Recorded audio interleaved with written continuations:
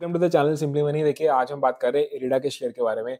Recently आपको पता है ये स्टॉक जो है लिस्ट हुआ था और क्या स्पेक्टाकुलर बम्पर लिस्टिंग हुई थी। और मैंने उस टाइम पे भी एक वीडियो बनाई थी क्योंकि ये शेयर मुझे भी एलोकेट हुए थे, लेकिन मैंने मेंशन किया था कि मैं इस कंपनी के स्टॉक्स को होल्ड करके रखूंगा। और आज देखिए, बेनिफिट है, फायदा है होल्ड करने का ऐसी कंपनी के अंदर जिसमें आपको स्ट्रॉन्ग कन्विक्शन, और मुझे बहुत सॉलिड कन्विक्शन है इस पर्टिकुलर कंपनी के बारे में। बाकी ये वीडियो में आपको डिस्क्लेमर बताता हूँ, दिस इज जस्ट मेरी एक नॉलेज पर्सपेक्टिव से है, कोई एक बाय सेल की रिकमेंडेशन नहीं है। वीडियो थोड़े बायस्ड हो सकती है क्योंकि मेरे पास ये कंपनी का स्टॉक है, बट हम टोटली इसके अंदर फंडामेंटल और कंपनीज के न्यूज़ डिस्कस करेंगे। तो चलते हैं हम अपनी अपने अपने स्क्रीन पे चलते हैं और थोड़ा सा कंपनी के स्टॉक की वैल्यू और न्यूज़ देखते हैं। तो जैसा आप देख सकते हैं यहाँ पे स्क्रीन पे, लास्ट 5 डेज के अंदर ऑलमोस्ट 12% और आज के टाइम पे ऑलमोस्ट 11.5% रिटर्न्स दिए हैं। तो बहुत ही सॉलिड इसके अंदर कंपनी के अगर आप देखेंगे, आज 73 तक और क्लोज होते होते तक ऑलमोस्ट 71.6 तक पे इस पर्टिकुलर की कंपनी की क्लोजिंग आई है। नाउ हम डिस्कस करते हैं आज के टाइम पे। अगर आप देखेंगे, जब से कंपनी लिस्ट हुई है ऑलमोस्ट 2 वीक से इसका ट्रेडिंग वॉल्यूम शेयर वाइज अगर आप देखेंगे तो आज सबसे ज्यादा, तो almost double 2.18 crore shares on an average, जो कि अभी तक 1.27 करोड़ रुपीस के शेयर हो रहे थे। इस कंपनी के इतने ज्यादा स्टॉक वैल्यूज बढ़ने की वजह से मार्केट कैप अगर आप देखेंगे तो कंपनी का डबल हो गया, ऑलमोस्ट 19,000 करोड़ रुपीस का इसका मार्केट कैप हो चुका है।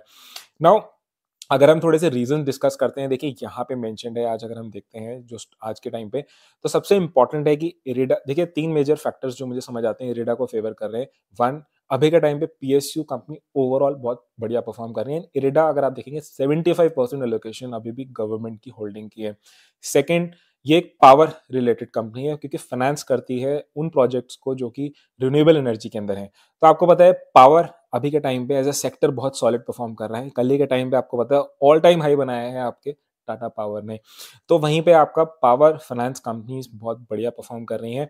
नाउ लास्ट जो रीजन है, again this is the only company जो कि डेडिकेटेडली रिन्यूएबल एनर्जी में, like solar, wind and hydro और इस तरीके की new technologies, biofuel and electronic mobility. तो अभी भी गवर्नमेंट का एक बहुत ही ज्यादा अच्छा एम्बिशन है 2030 तक 500 गीगावाट रिन्यूएबल एनर्जी से। तो ये सब फैक्टर्स इसको बहुत ही अच्छी तरीके से सपोर्ट कर रहे हैं कंपनी लाइक इरिडा।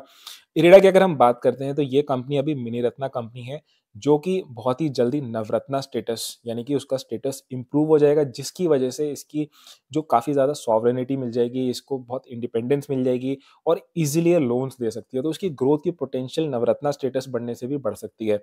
ना अगर हम देखें, जैसे जियोजेट फाइनेंशियल सर्विसेज ने मेंशन किया है कि power finance NBFCs are expected to continue this growth momentum, यानी कि उनका मोमेंटम आगे एक्सपेक्टेड है क्योंकि गवर्नमेंट जो है काफ़ी ज़्यादा फोकस कर रही है। पावर डिमांड उससे ज़्यादा बढ़ेगी, इंफ्रास्ट्रक्चर हमारा इंप्रूव हो रहा है, राइज इन पॉपुलेशन, यानी कि आपको पता है जब रूरल अर्बन एरियाज के अंदर होगी तो उन सबकी डिमांड बढ़ेगी। तो ये सब बहुत ही कॉमन एंड एक्सपेक्टेड फैक्टर्स है। नाउ अगर हम डिस्कस करते हैं पीयर कंपैरिजन देखिए, Power Finance Corporation, REC, IRFC, इन तीनों कंपनी के अगर आप ग्रोथ देख लेंगे तो अभी के टाइम पे सभी ने ऑलमोस्ट 140 से आपके अराउंड आपको रिटर्न्स दिए हैं लास्ट 1 ईयर के अंदर।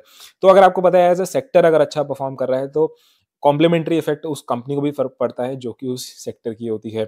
अगर हम पी वाइज देखें, यानी कि आपका प्राइस टू अर्निंग वाइज देखें, तो अभी आईआर ईडीए अपनी बाकी सारी कंपनीज की कंपैरिजन में थोड़ा सा महंगा हो चुका है, लेकिन क्योंकि आपको पता है कि अभी भी पोटेंशियल बहुत है इस सेक्टर के अंदर, तो देखना पड़ेगा। अगर आप बहुत लॉन्ग टर्म इन्वेस्टर हैं तो मे भी बने रह सकते हैं।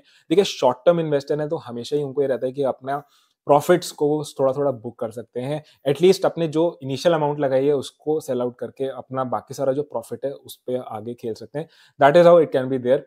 बट लेकिन एनालिस्ट जो है वो बिलीव कर रहे हैं कि कंपनी का स्टॉक 80 रुपीज तक भी जा सकता है, लेकिन डाउन साइड पे जो इमीडिएट इसके सपोर्ट है वो 65-68 उस लेवल्स पे भी आ रहा है। तो हो सकता है, देखिए, आने वाले टाइम पे 50 के नीचे भी चला जाए, बट आपको देखना पड़ेगा आप किस स्टाइल के इन्वेस्टर हैं। अगर आप शॉर्ट टर्म है तो may be you can book your profits, लेकिन अगर आप लॉन्ग टर्म इन्वेस्टर है तो आप बने रह सकते हैं। लेकिन मैं आपको स्टिल बताना चाहता हूँ कि ये कोई इन्वेस्टमेंट एडवाइस इसमें बिल्कुल भी नहीं है। आपको डिसीजन अपने अपने आप ही लेना है, अपने फंड मैनेजर की फाइनल एडवाइस पे लेना है। तो I hope you got some idea. बाकी मैं अगेन इम्फेसाइज करना चाहता हूँ कि पावर ऑफ होल्डिंग देखिए कितना इंपॉर्टेंट है। अगर आपने पहले सेल कर दिया होता तो आज के ये बेनिफिट्स आपको नहीं मिल पाते। बट लेकिन it can be a two way, ऐसा हो सकता है कि आगे चल के गिर भी जाए, वो आपको डिसीजन अपने हिसाब से लेना है। तो I hope you got some idea. आपने क्या इस कंपनी के स्टॉक को, आपको आईपीओ लगा था या फिर अभी के टाइम पे लेने की सोच रहे हैं, नीचे मेंशन कर सकते हैं।